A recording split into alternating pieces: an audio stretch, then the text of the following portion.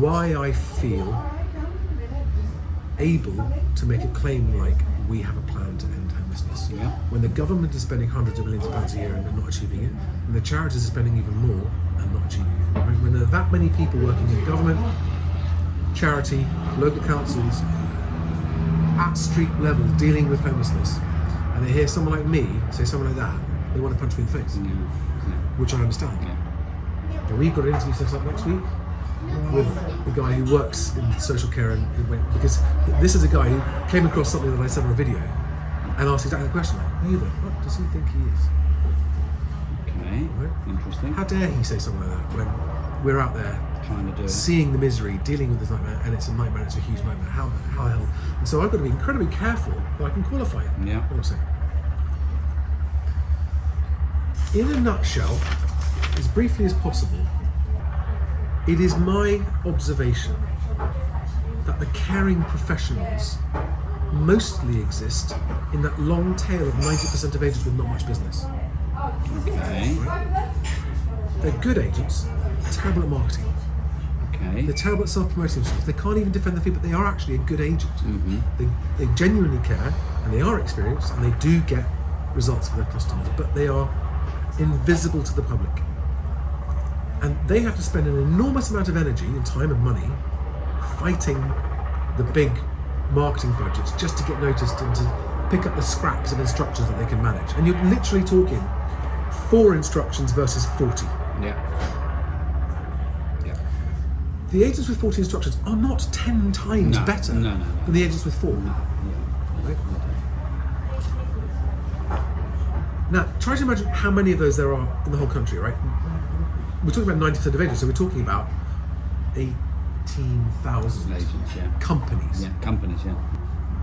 And that tends to be where community-minded caring agents exist, because to be in the top 10% with vastly more business than everyone else, you're normally, not always, but normally in a corporate environment where no matter how much of a caring professional you are targeted on numbers. Numbers. And corporate area managers do not want to hear the name of a client. Oh, but Mrs. Smith, I don't care, Mrs. whoever, I just want to report to head office where your numbers, give me your numbers. And so if you're an employee under that kind of management approach, hit your numbers or you're out, do you have time for the people who need more care? You don't. So you should go work somewhere like that. But there are good people in that situation. If I tell you from I don't want 40 to 100 instructions. That's probably more than I could even cope with. Of course I do, and I'm being perverse when I say that, but I can't give them the service that the 10 to 20 that I have got regularly get. 10:30 last night, I was updating some details where the plan was wrong and sent it to the owner so we can go live with the property today. Nobody would do that. That level of attention to detail for a client coming from the boss is what doesn't happen in larger companies. And with that attention to detail, there is, amongst that 90%, the 18,000 agencies around the country, an enormous amount of pent-up desire to help the community. And if you think about it, finding people homes, right, finding the 250,000 people who are in temporary accommodation, finding them a permanent home, will, as often as not, involve an agent. Agents have relationships with landlords. Agents know local towns and communities. Agents are brokers. Okay. And their job is putting people in homes. That's what you do. You work for the client, but you're putting someone in a new home. You only sell the property to the client if you found it as new, right? You're putting people in homes. So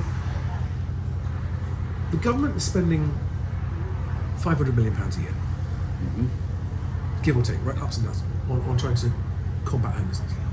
The top 5 charities, top 4 charities actually, similar amount, £500 million a year. Crisis, Centrepoint, St Mungo's, and Shelter. The big issue is 1 million, so it's shockingly small. The 10 most profitable companies in the property industry make £550 million profit a year and do nothing.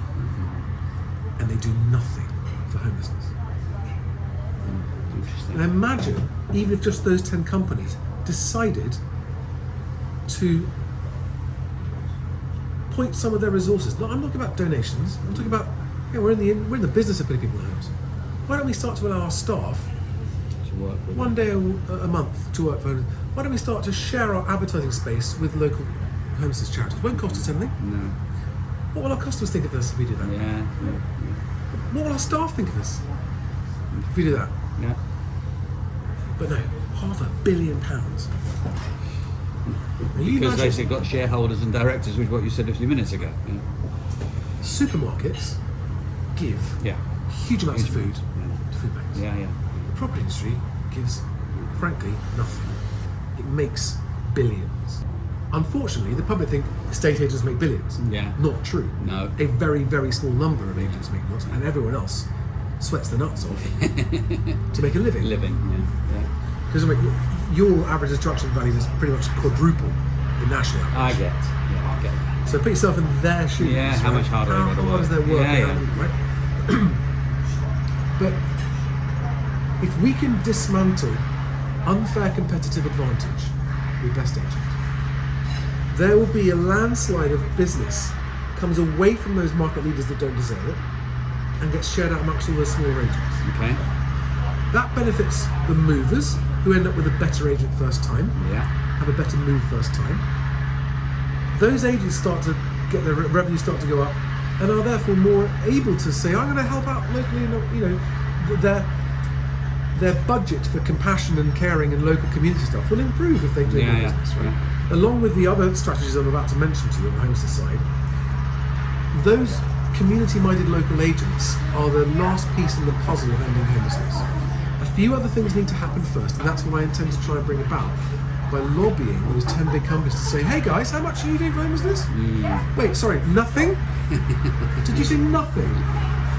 Like Savills is the only one that puts a meaningful amount of any kind, but it's still a tiny fraction of a percent of their profit.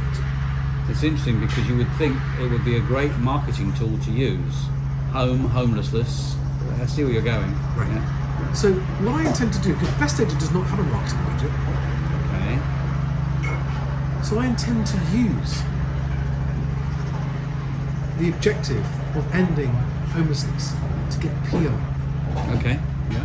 To prove It's valuable.